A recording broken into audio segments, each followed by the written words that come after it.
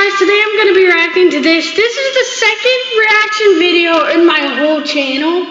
I've only made one, and this isn't even going on my channel. Okay, I do suck at Plus Game too, and let's go. Maybe this will be a good video, I don't know. Okay. Oh, whoops, my bad. Oh. Hair is most often one of the most defining things someone can have to distinguish what kind of person they are. Artsy, sophisticated, Asian, bald. Wait, did you know that you're bald? Yes, thank you. My mom is a hairdresser, so I've been lucky enough to never have to worry about haircuts. Ever. Free haircuts for life. That's the biggest positive to having a hairdresser as a parent. Unless your parent doesn't give you special treatment. There you go, sweetie. I love you. Oh, you're so handsome. That'll be $50. But mine does, so that's overpriced. I've never had anyone else cut my hair, and it wasn't until I moved to California that I realized I didn't trust anyone else to cut my hair. Like I said, hair is something that makes an impact on first impressions, and if you get a bad haircut, it's pretty much expressing, hello, nice to meet you. Yes, I do make bad decisions. I've got really dummy thick hair, and a lot of it. People often give compliments on my dummy thick hair, but it's really not as great as you think it is. I'm sure there's a bunch of ways I can style it to be really cool and nice, but I was cursed with not giving a crap, so most of the time I just try to get by without doing anything. I need a haircut that's just naturally good 99% of the time, because if it's not, then what am I gonna do about it? Just feel dusty that day, that's what. That's the yin to the yang of having a hairdresser parent. Since my mom did my hair every day growing up, I never learned how to do anything good with it myself. And now I'm out of the nest and at the mercy of the hair gods. I'll see it after the video. No skills whatsoever. So that's why I'm nervous about going to a new hairdresser at first. How is a random, highly trained professional pictures with stylist nothing on it.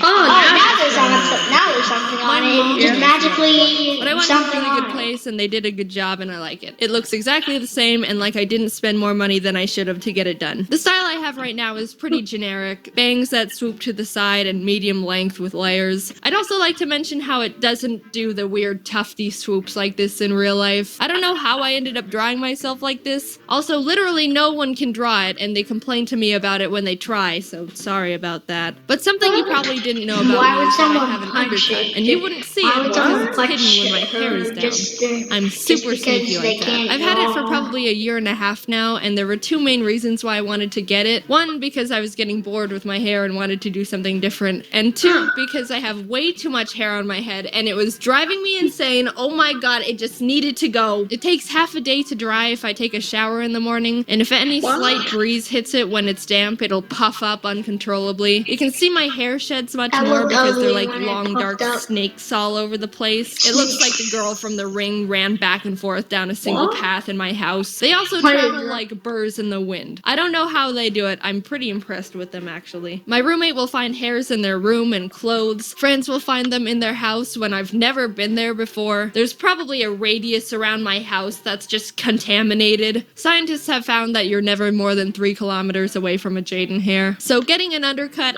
while not a complete solution to my hair problem, was helpful because now I just have this hair. What is that? I'm content with the hairstyle I've got now. It's gone through a lot growing up. For most of my childhood, it was pretty long and straight. You can see that when James and I watched my childhood videos. There was one time in 6th grade where my mom accidentally cut it too short and it looked like a coconut, but we're not going down that path today. My mom always wanted me to do fun stuff with my hair, so she'd always be like, let's do something cool with your hair. And I've been like, no, I'm fine. I like being average and having no attention-grabbing features. But in freshman year of high school, I was like, new school, new me, let's do it. So we put 2 streaks of red in my hair, which I thought was really cool. Dave, I'm coming for your brand. That looks like one. That lasted maybe half a year until I wanted to change the color of the streaks, so we went a little further and made them purple into pink streaks. Then after I got bored of that, we went even further, and instead of having the streaks, we made the ends fade into purple into pink. I like that one a lot because you could see the color more often. Then in college, I changed from purple into pink into purple. It was more subtle, but I liked it a lot. It was probably my favorite of the color styles I had. Everything was great about the colored hair, except not because it was annoying. If any of you have had colored hair, which I'm assuming statistically at least one of you have because I it's the haven't. internet and I we're haven't. quirky, then you know the hell of maintaining colored hair. Right after you get it done, you take a shower and all of a sudden the dye is staining the water and the bathroom and literally everything. Goodbye, white towels. I never trusted you anyway. You go to sleep with damp hair. Oh, I didn't know the white pillowcase I own is actually a quarter purpley pink, exactly where I put my head. After like a week or two, it starts just straight up looking bad. Everything's faded and it looks like an ugly straw that isn't a color. So you've got to go back to the salon at least every month to assure people that the ugly straw isn't a decision you made and it actually does look good, I promise. And if your hairdresser isn't your mom, then sucks for you. That's at least $200 literally down this purple stained drain again. I'm not here to say colored hair is bad and not worth it. I enjoyed it a lot when I had it. I'm just mentioning the law of equivalent exchange that comes with having really dope looking hair. Would I have colored hair again? Probably not. Do I regret when I did have it?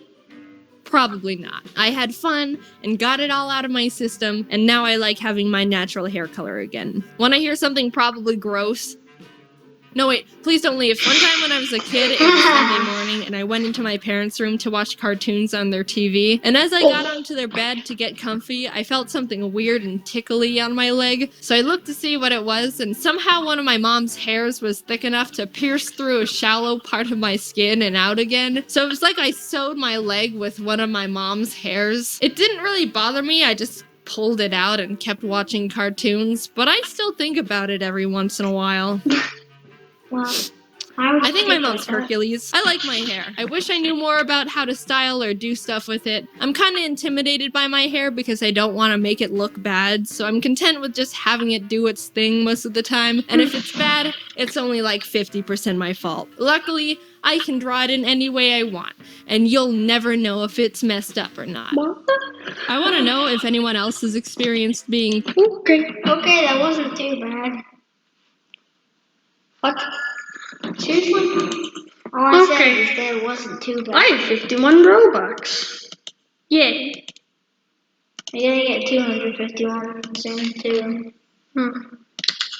Okay.